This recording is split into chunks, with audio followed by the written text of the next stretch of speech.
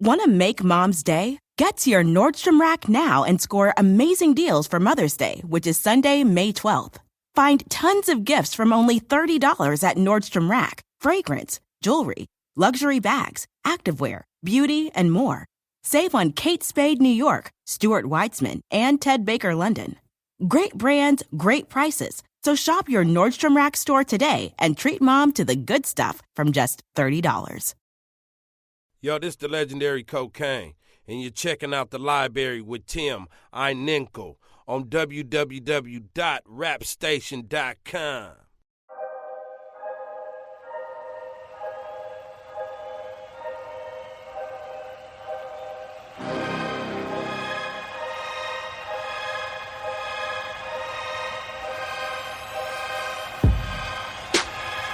How y'all feel out there?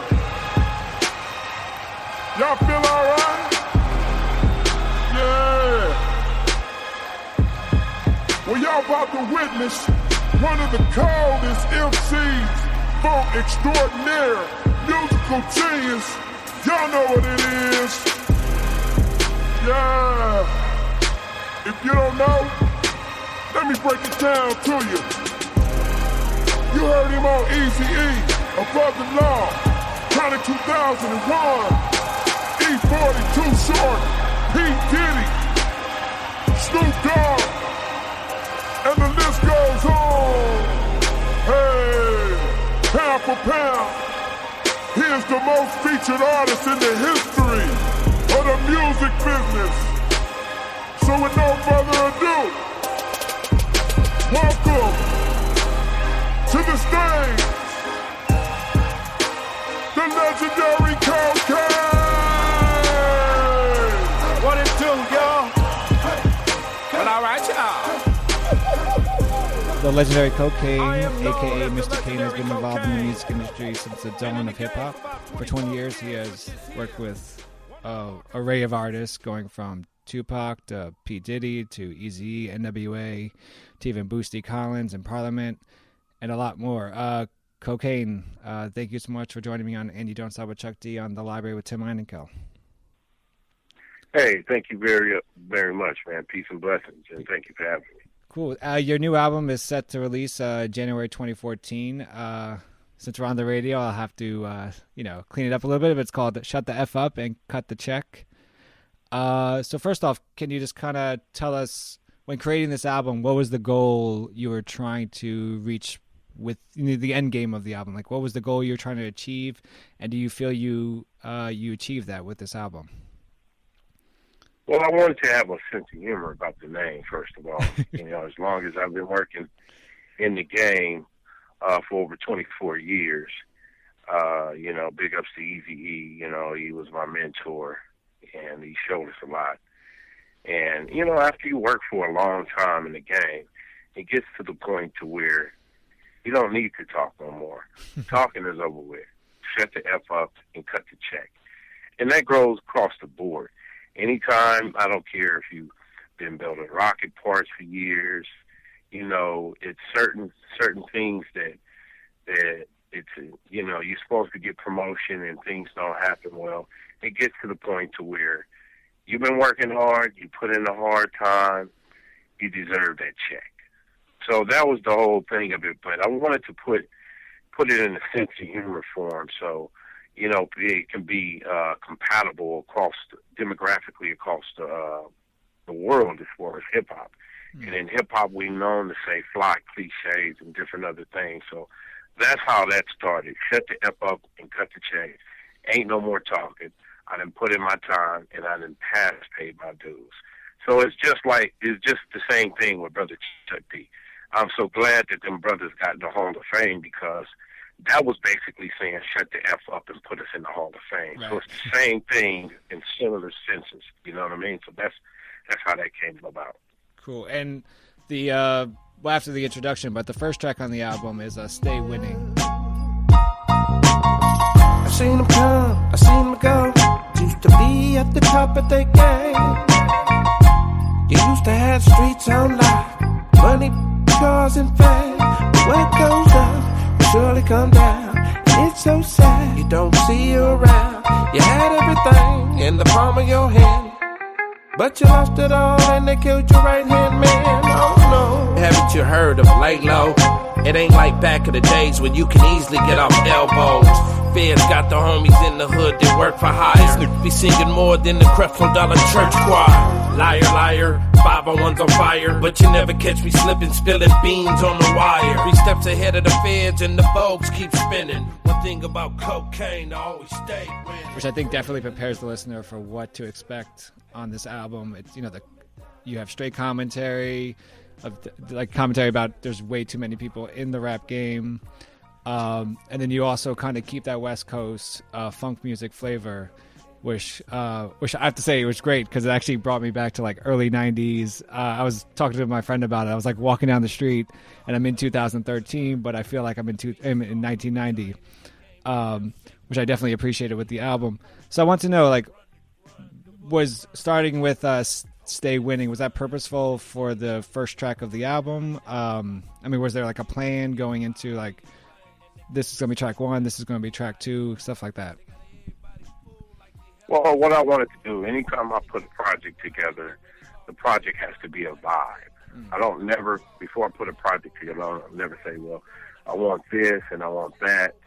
You know, we vibe with that record, and one of the coolest things that I think I've done was be patient about it. You know, because I put projects together. It takes me like 2 months, but it took me a year. I wanted to do my homework and get the right production and get the right people. You know, Busta. You know, I have the lead single off here, Busta Rhymes. He blessed me with it. And it has a host of different celebrities on there. But, you know, like the first song that I've done off the project is called Stay Winning. And it's really talking about, you know, nowadays music has become so much artificial flavors like Terminator. It might walk like us, talk like us, but it don't have no soul. And anybody can pick up some YouTube views, and all of a sudden, people that really don't have no talent are now becoming the ones at the forefront as opposed to talent. So music has become very artificial flavor. So that Stay Winning, that song right there is basically, you know, in order to change different things that, you know, that in my humble opinion was authentic music, you know, with live instrumentation, we have to have the attitude shift. And because your attitude determines your altitude. And one of the things that I know as far as music is concerned, you know, before I signed with Eazy, my dad was a writer and composer. His works include Just My Imagination, Still Waters Run Deep, Smiling Faces, Papa with the Rolling Stones, all those great records that Jerry Long Sr. did. I'm Jerry Long Jr. So music is music, and they call it old school, but I call it the best school, because the simple fact that when we had those type of music, it had music with substance in it. And you notice between when the 90s hit and the mid-90s, it must have been a couple of private corporations to come together to criminalize music, to go ahead and have influence, because that's why it was so hard for music with substance to be heard now, because they wanted to go ahead and criminalize it so cold. And, you know, we can go a long story into that. But, you know, for us, like Chuck D, myself, Kara Swan, people like X-Clan, people like The Message, we always had to have that stay winning attitude towards our music that we do. Because we look at the younger generation today, and we can say, well, they got their elbows on the table. And, you know, my grandma used to slap the mess out of me when I got the elbows on the table. You know, this generation is very disrespectful to not all the youngsters, but us as OGs are accountable as well, for us to go ahead and give out those right signals and frequencies and messages with substance again, because they made it hard because of the numbers and the corporate structure and different things like that. But now, you know, with via radio shows like y'all and different other elements touching from the soul music that I did on this Shut the F Up and Cut the Check, it's being reintroduced into a wider audience. And thank God, because of the internet, it has pros and cons. But now it's a worldwide phenomenon. Soul music and music with substance is back on the roll again. So when I started that was the first song that I did. It's called Stay Winning, and it's touching on certain aspects of the music industry on how I feel as far as what's wrong right now. Now I don't put nobody down for these young black kids or white, black, Chinese, whatever you live that come from that suppression environment we call ghettos. If you have an outlet to go ahead and do what you do, then do what you do, but then perpetuates either positivity or negativity. And what we want to do is not to judge these people out here that's doing this type of repetitious music. What we want to say, think different. Because if you remember the past, you're going to know where you're going in the future. And we are getting back to honoring our people and honoring a culture, because this culture started we had substance in it. You got to realize hip-hop mobilized the whole movement all the way down from just commercials now. And notice this is the new rock and roll. So that's what learning from those elements like Chuck D and Grandmaster Flash and all these cats that had a big inspiration, even from the West Coast side, learning from Eric, you know what I'm saying? When he said F the police, it was a voice. So my thing is having the independent label that I have, learning from my mentor, Eric Wright, and different people like that. You know, I get a chance to go ahead and reintroduce what was forgot about back into the program. And I think we did a good, eloquent job with just putting this project out. We Shut the F Up and Cut the Check. We got Busta Rhymes, we got Be Legit, we got Richie Rich, we got Dog Pound Gang, we got Cole 187 from Above the Law, and a lot of more surprise guests on there to go ahead and say, hey, music is alive. You know, what is the reason why the West Coast was doing what we're doing, but, you know, we followed suit from the East Coast, from the Mecca, you know, and used it in our own way. When Ice-T was singing 6 in the morning, police at my door, well, that was a voice. So it's everything, in my opinion. I'm really sharp on that 48 laws of power. It's timing. And it's the right time, you know, with the Kendrick Lamar experience and different other things. Music is coming back around, soul music. You got to raise the level. And not only just from the West Coast, worldwide. Music with substance is starting to come back, and that's what we completed with this project, Shut the F Up and Cut the Check. The response has been overwhelming. And our motto is we're going to put paint where it ain't and go around and educate the youth on it, because this is what we do. But who we are is intelligent people that derive from Muhammad Ali first rapping, James Brown first rapping, Grandmaster Flash, Coop, Herc and him, you know, moved it over to the West Coast, you know what I'm saying? So that in a nutshell, you know, stay winning. We always got to have that stay winning attitude, especially as OGs, to go ahead and translate that over to a wider audience. So that's how that first song kicked off the album for Shut the F Up and Cut the Check. Nice. I actually wanted to ask you this question later in the interview, but you kind of touch on it now. As you mentioned, your dad was a writer, composer and a musician for Motown. I think one of the fascinating things about the old school is that, or the good school is that you guys, your influences were not rap artists, because, for example, rap artists didn't exist then. So there was a chance, you know, so you guys had, you know, you had Motown, you had soul, you had funk, all these guys influencing you. And now you have today's young artists coming up, and they actually have rappers are their influences. Do you think today's artists not having, the, like, what you guys had as influences, do you think that's how some, quote unquote, the soul of hip hop has been lost because they actually have rappers as their influences, or do you think that doesn't matter? Well, what it is that, you know, I don't want to touch too much deeply on it because it's a time and place, but I will skim off the top like a rock on a lake. Really, you know, it's It's from a corporate standpoint, the only thing they're concerned with is numbers. Bottom line. They're not concerned with if soul music comes nowadays or leave. People, this capitalist society and the powers that be became so greedy that they want ignorance to be perpetuated through the youth. Because if they can get ignorance perpetuated through the youth, then that can be a good way. They can be seduced in doing things to put them in jail and different other things like that to keep the vicious cycle continuously going. So it's modern day slavery. But the good thing about it, it's always a hope and prayer. It's just like I used that between the Miami Heat game. They wasn't supposed to win last time. I mean, they wasn't supposed to win. But Ray Allen threw up a hope and a prayer and got them back. So on a wider scale, to translate that over to the hip hop, things that we have to do as a culture, we have to go to the people now.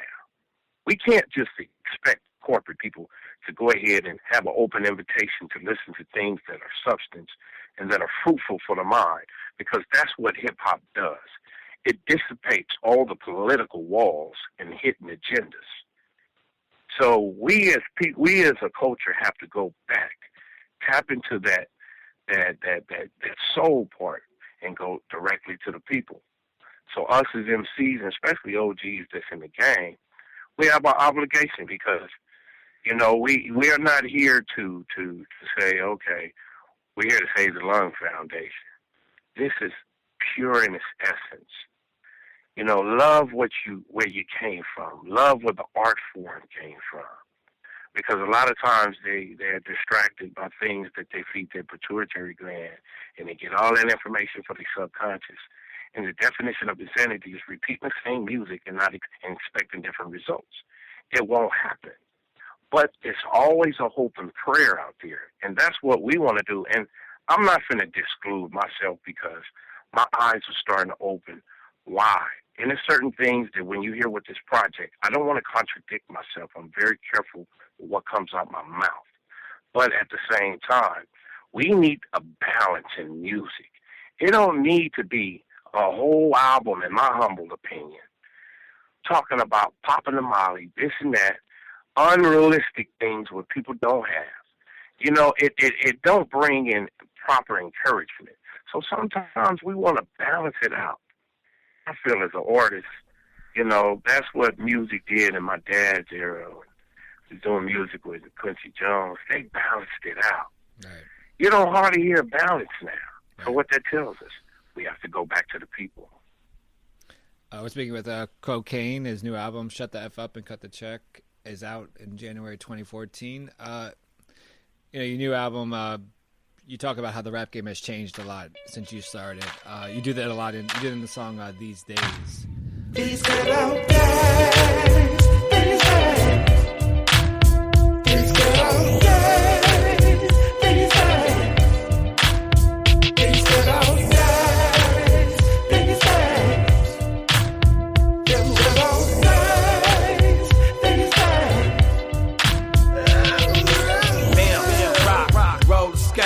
Let's separate the real OGs from the fake. Now I'ma take it back to the mid-'80s, back when we was curb serving on the block days. Some call it a trap, but we call it a spot. A little ballin' ass bitch serving double up rock, playing Tecmo Bowl, drinking that old gold, make a killing off the first to 15, pockets on swole. Let the Dane shine. I got the Phantom top on the bro hand, same color as the candy in. Tagging them, I'm drinking like, what's up, loc? I pull a tray 5-7 out the bomb of coke. Can you just kind of talk about the writing the song These Days, like what inspired you to write it, and then also just for the people, how has the rap game changed since you started? Oh, it changed so much. It's good and bad. It's good for the independent now because via the internet, and once they come with a plan first, and put their stuff out there, there's all kind of outlets to where they can go ahead and cut out the middleman and make the money instead of being porch monkeys. But a lot of these cats out here, I give props to the strange music and to the independent labels, really do, because that's where we learned from. Back when Eric was doing his thing, And I always will mention Eric Wright because you got to realize he was the first one taking some of the stuff off what Russell Simmons did and rolled it into one and hooked up with Jerry Heller. And this dude was dealing with three major distribution companies at the same time. So he was not only a role model for just being an artist, but more so on the business end. We have to get back to that business end because the way music is, it teaches these kids and youth, everything is shiny. It's a modern day Willie Lynch type of movement on a whole technical level.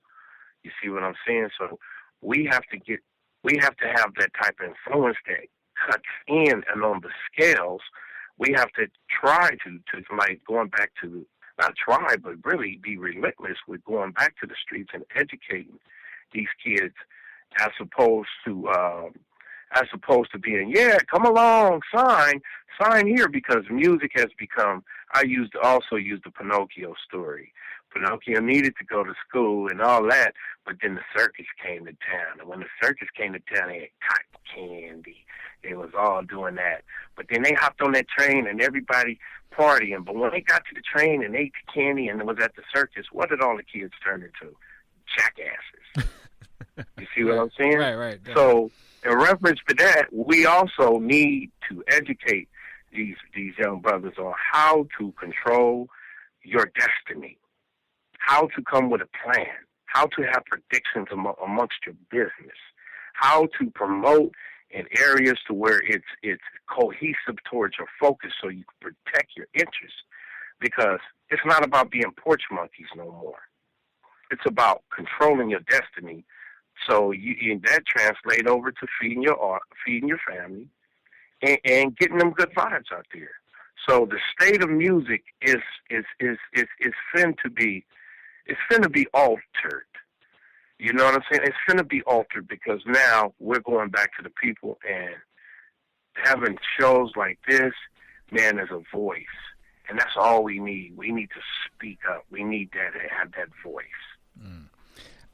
Your track, as you mentioned, features East Coast MC Busta Rhymes. What made you decide on having Busta on the track? And if you could talk about what is it like working with Busta? Well, I had a chance to work. I've been a fan of Busta. The new school, leaders of the new school, and I was always liking Busta. We used to see each other back in the early '90s.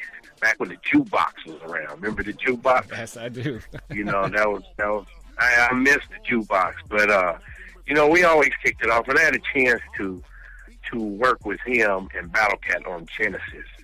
I did Ass on Your Shoulders, a song called Ass on Your Shoulders. I don't know if you say ass, but Ass on Your Shoulders. Mm-hmm. And we always hit it off. I mean, I have a lot of family in East Coast, so I know how the East Coast swag anyway, because I was born in South Bronx, but moved to the West Coast when I was 3 years old. So I kind of know best of both worlds. And whenever me and Busta got together, we really wasn't talking about music. We was talking about family. Oh, wow. And because he has a big family, I have a big family. I have 8 kids by one woman. So we would always, back then, we would just hit it off. And, when I approached him again, we took up our business on the side, but I approached him, and he's like, man, that's a no-brainer. I salute you. And he was like, I salute you. I said, I got a track for you because I want to go out of my element. Everybody know I'm doing the West Coast thing. I'm one of the architects of G-Funk and have a heavy influence as far as the West Coast sound.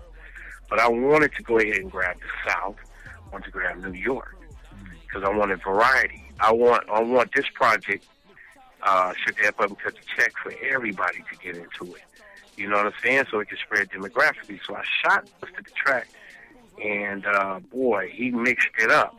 And then his type of flow that he do, I salute that brother because he is a general in the game, man. And he's a beautiful spirit, man. He has a beautiful soul. And the song just came out the way it is.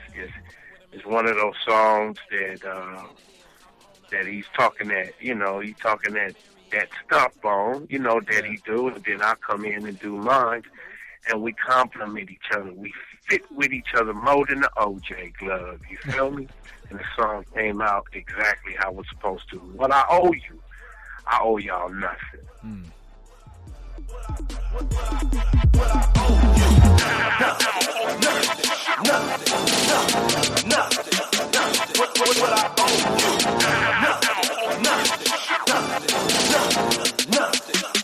Yeah, please, what they talking?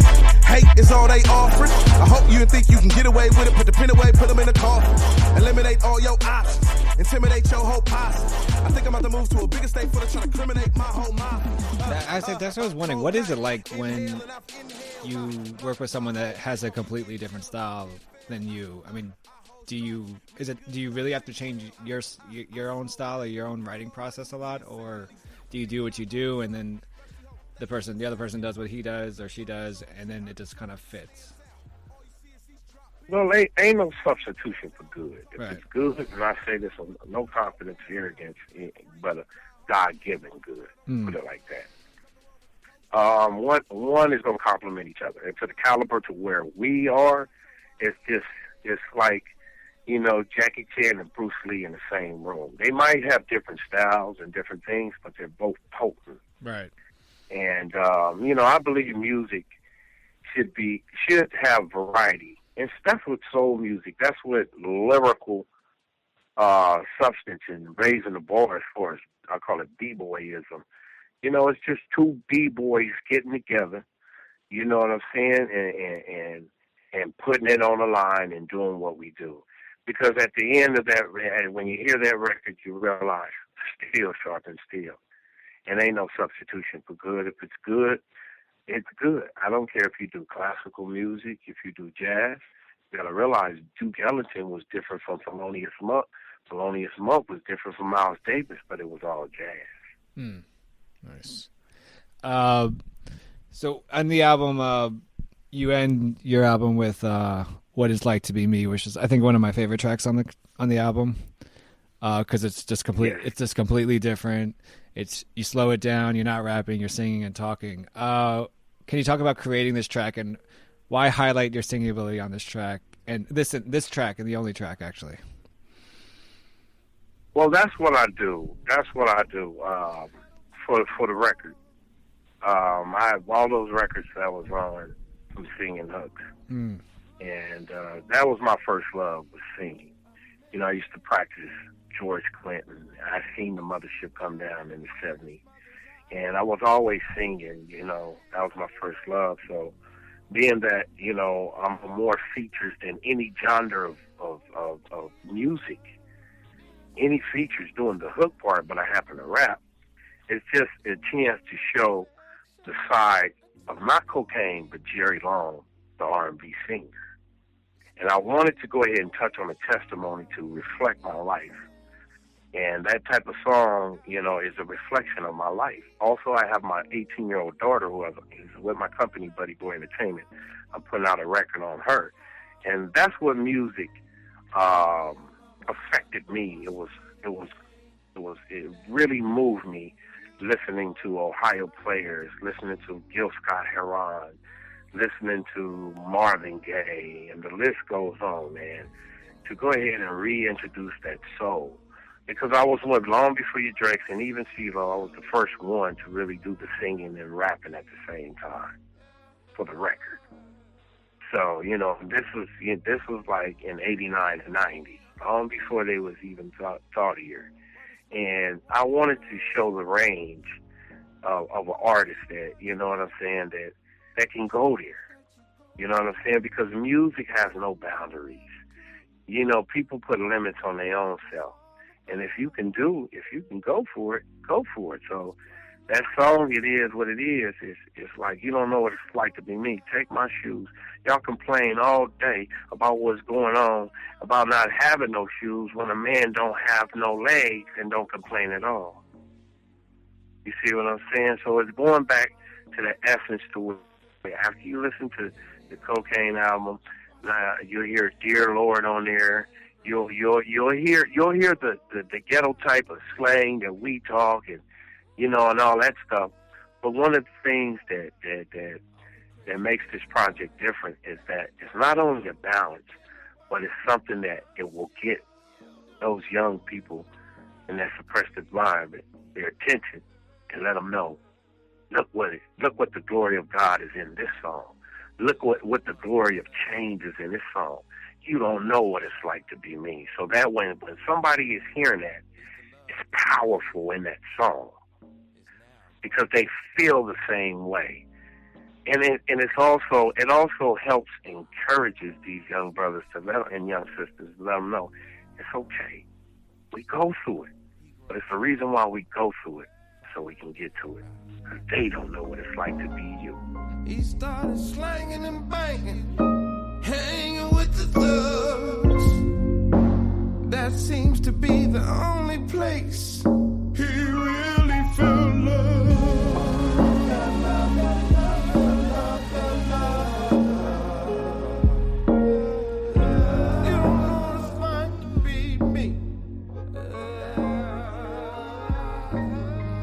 Do you have on Shut the F Up and Cut the Check? Do you have a favorite track? I know there's probably many favorite tracks for you, but do you have like one favorite track that you want to be the most memorable or from this album?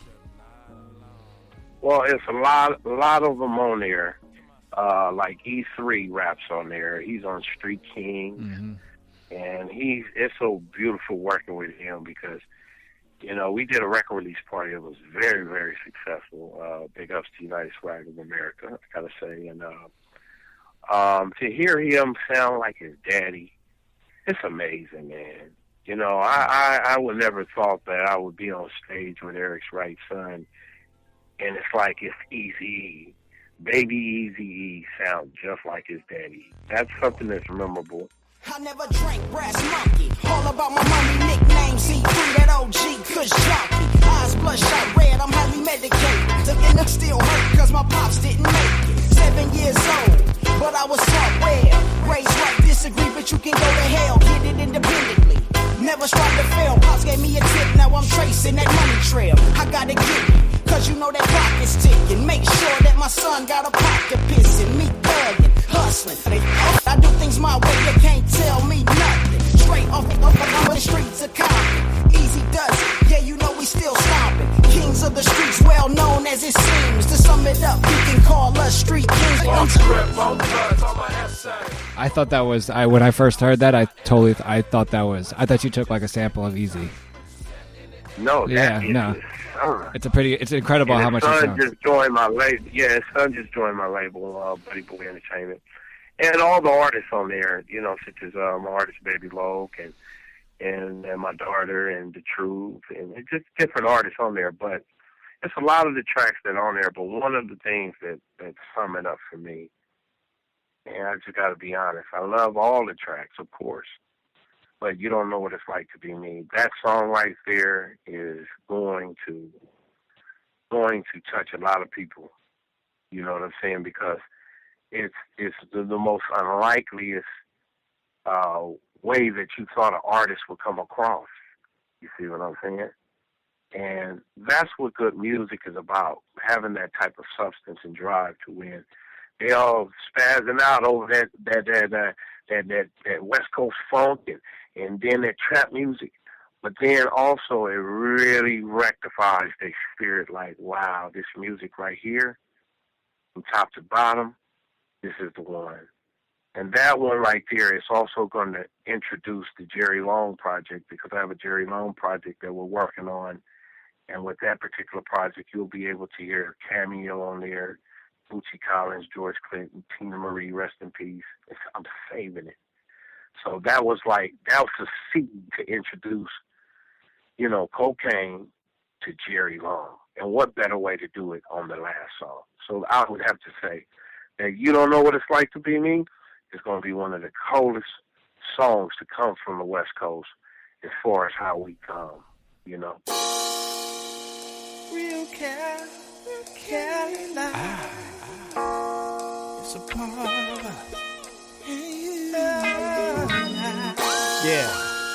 Yeah, for the coast. We're gonna bang out. You hear me? I told him. That's what the fuck I'm talking about banging that gangsta music. Gangsta music. That's what we need. I'm throwing the party at my house, banging that gangsta music. Banging that gangsta music. Yeah. I'm bringing back that true blue music.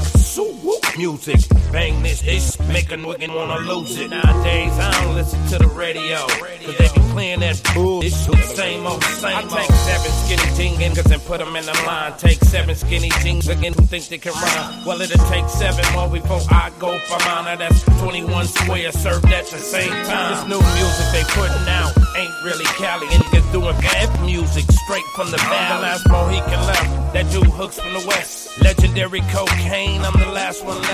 Rest in peace to Snoop Dogg, KMT, and Eazy-E. Gangsta music featuring Corrupt, and it's more of like a kind of a, I guess, a clarification question type thing, so people won't, go crazy and think you're just sending, whatever negative backlash that always happens with rap music. Right. So it has to do with the term quote unquote gangster rap. It always has this negative connotation. I grew up and it was always like, you always hear media reports how gangster rap is the worst thing in the world, blah, blah, blah, right? I want you to actually, if you can you just kind of talk about the significance, quote unquote, gangster rap has to you, and then why do you see it as important in hip hop and in society today? Well, it's just like the word, I would say. It's just like the word, none of us are niggas at all. But they turn it around. We turn it around and use it, of course, psychologically or something, meaning that's my brother. So we wasn't named that. You know what I'm saying? It was white folks that named us that. So gangster rap was not named by artists like Eazy-E, Ice-T. Gangster rap was named by white media. You see what I'm saying? So, and this is no racism, and this is just actual facts. We used to call it reality rap, but no such thing as gangster rap. So when they sing do their thing, they really what they did. It's like okay, well, you guys doing the name, but we turn it around. So it's for every action's a reaction, brother. And you got to realize it's accountability for everything. Everybody want to talk about the branches of the problem instead of hitting the root to the problem. Well, we didn't call it gangster rap. We didn't call ourselves niggas. So therefore, in order to change anything, you have to go internally. And you have to go to the root to the problem. So this is something that is not so much on us because we got racial profiled. Because hearing Eric come with a Compton hat, gangster rap, they must be gangsters. So it's not so much on our fault as opposed to the root to the problem. Because we didn't call it that. So when you really think about it, it's like we talking all this stuff, but then don't nobody want to hear the root to the problem, or don't nobody want to hear reparation. They run from it. Because if you really hit the root to the problem, you would expose the truth. So everybody wants the truth to be carnal instead of being real. So this gangster rap, the gangster music, going back to that, this is what we do. Because the real gangsters, tell you the truth, is the people in government. It's the police force. It's the private corporations that make so much money of criminalizing music to influence people to go to jail to be modern-day slavery. But they want you to think that, it's showball. So it tricks and dupes people into thinking that it's the artist's fault. No, not at all. Of course, it takes two to tangle, but you always got to hit to the root of the problem if you really want to know the truth. Now, if you don't want to know the truth, if you want to know the Willy Wonka, well, then people want to know the Willy Wonka. That's how they want to live life. They want to live life in a lie. But if you're the type of person that really want to know the truth, you're going to find out the truth, and you're going to accept it and respect it. I want to talk about your writing. You've been a writer, producer, rapper, an artist. and you wrote for NWA and Above the Law. One, what is it like working? What was it like working with NWA? And then two, how's it different writing for yourself versus writing for other people? Well, it was awesome, man. You got to realize it's kind of like how Bill Gates was in the garage with Apple and Google, and it was something that was very on an innovative, cutting edge. You know, to be able to get with the world's most dangerous group who had a voice for so many people that were muttered down by government, political agenda, and police and different other things of that suppression and oppression. It was good because Eric lived without no limits. It was a dude from Compton, California. I'm talking about gang bang Compton. What he showed is that you don't have to be a stereotype. You don't have to be held down what was put on you through generations. You can arrive at a place to where you can stand up tall because it ain't where you're from, it's where you're at, as Rakim said it best. And he showed that working with him and seeing Dr. Dre put all them records together and Hutch and them put all them records, it was the new Motown, man. Now, I'm sure it was the same feeling with Berry Gordy when he broke ground with Marvin Gaye and them. It was something new. It was like the internet. It was fresh. And it touched so many people, you know. I learned so much, man, back in the Ruthless era. Now I've done stuff with, of course, Doghouse Records on the last Neil 8 songs, working with P. Diddy singing I'm Lonely, and working with Dr. Dre on the Chronic 2001. But the feeling that I first got is like the first time you ride a bike. It was awesome, fam. It wasn't nothing like it, man. I tell you that, and I'm glad, you know, I'm a witness to be able to go ahead and praise God to tell the whole world what time it was, because there's a lot of gaps missing from that era.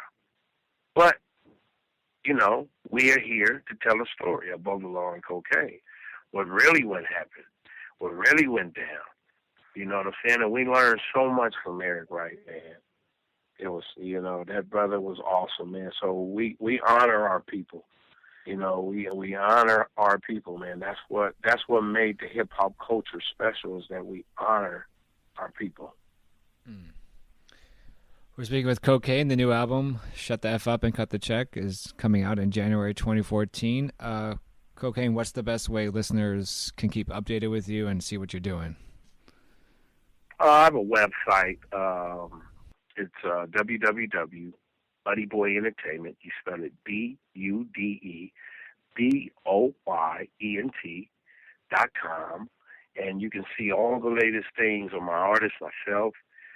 Buddy Boy Entertainment is going to be a force to reckon with. You can also hit me on my Twitter. Follow me at Kokane Official. It's not spelled the drug name. It's spelled the MC name, Kokane Official as spelled. And you can also hit me at OG Kokane, Kokane, of course, and that's on Facebook.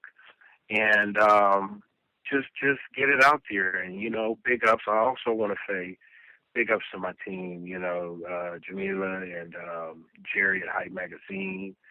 Also Big Shot Music Group, Star Force Hip Hop, So Focus Radio, DJ King Assassin. You know, I could not have been pushed this far without a beautiful team that I have. Because I always say, man, a quarterback can't throw a Hail Mary to himself, so you got to have that all-star team. And I appreciate, you know what I'm saying, you know, all the response, you know, especially for the invitation that you guys, because I grew up on Chuck D, and all those dudes had influences on me, KRS-One. I mean, you know, this was back when it was at the height of gangbanging, and, you know, to be able to put out those frequencies that they had put out, you know, we all did. We took it from you guys out there, and we all in the same gang at one time in the Nickerson Gardens. So, yeah, an embodiment of all those years of struggling, doing music, working with some of the greats, George Clinton cameo, George Duke, Stanley Clark, let alone coming from the rich lineage from my dad. You know, it's a beautiful opportunity to reintroduce and give the game a fresh breath of air. And that's our purpose, is to do it with the Shut the F Up, Cut the Check. It's you get to laugh, you get to think, and you get to enjoy the music. So January 14th, we call it an atomic bomb. Let me go ahead and clear that up, because, you know, the NSA is looking at us. Atomic bomb meaning music. Right. You feel me? Yeah, totally. And it's going to be crazy, because it's a record for the whole world, fam. And we just want to continue to push the brand out there, which is Buddy Boy Entertainment. It's a friendly, related name. We're going to be a force to reckon with, man. We really going around and touching people's lives and affecting. Here we're an independent company, and we don't plan to sell out and be porch monkeys. We're going to do what we're going to do. So January 14th, get ready. Shut the F up and cut the check. Ain't no more talking.